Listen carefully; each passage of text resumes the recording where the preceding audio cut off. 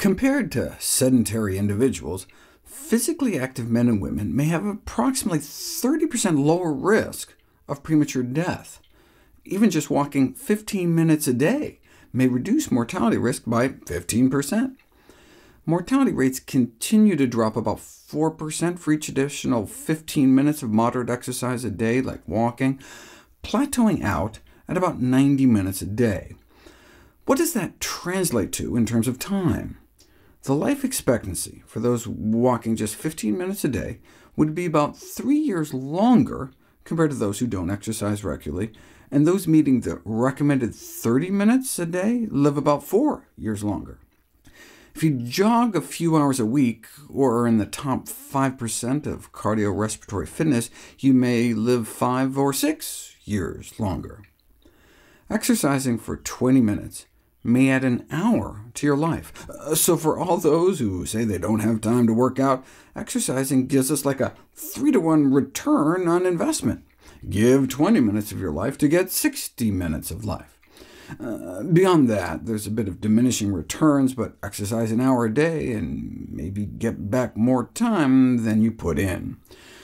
The return for vigorous exercise may be even greater, as much as 7-to-1. An hour of running could potentially extend your life 7 hours.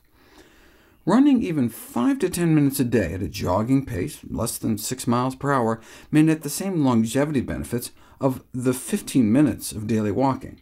Similarly, running 15 to 20 minutes a day may be equivalent to walking an hour a day, and 25 minutes of running can match walking's maximum mortality benefits that top off at around 100 minutes. The benefits of running, however, continue to increase until about 45 minutes a day.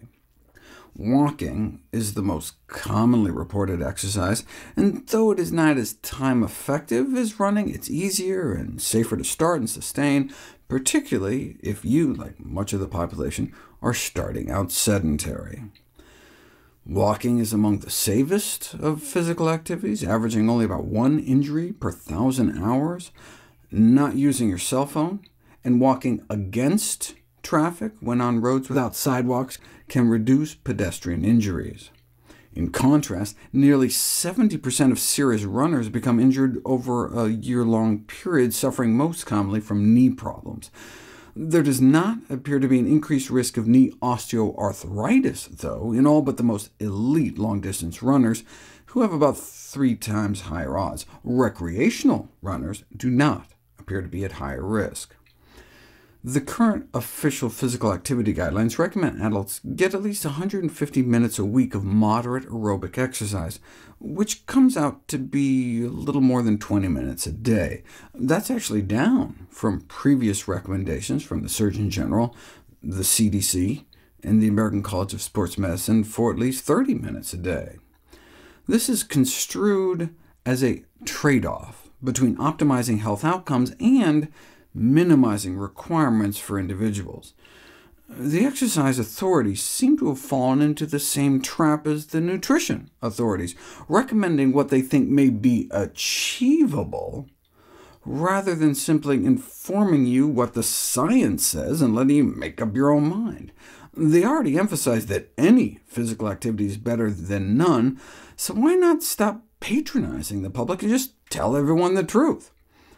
The optimal dose of exercise for maximizing longevity remains uncertain, but a pooled analysis of more than 500,000 men and women, followed for an average of more than a dozen years, found that mortality rates bottomed out at about 90 minutes a day of moderate intensity physical activity, mostly walking. Compared to no regular exercise, though exercising just about 30 minutes a day gets you about 80% of the way to the maximum exercise benefit. Older adults are also encouraged to do both muscle strengthening and flexibility training at least twice a week, along with incorporating balance exercises. Instead of exercise measured in minutes, what about measured in steps? Nonagenarians, those in their 90s, in the Sardinian Blue Zone, average about 12,000 steps a day just living their lives. Based on a representative sample of thousands of U.S. adults, those getting 12,000 steps a day had a 65% lower risk of dying over the subsequent decade compared to those getting only 4,000 steps a day. Even just getting 8,000 a day appeared to cut the risk of premature death in half. A study of more than 15,000 older U.S. women found that just 4,400 steps a day could reduce mortality rates compared to 2,700 steps a day, raising the question, is 4,400 steps per day the new 10,000 steps per day? Where did the 10,000 steps a day recommendation even come from? Surprisingly, it likely originated as the brand name of a Japanese pedometer sold in 1965 called Manpo Kai, or 10,000 steps meter.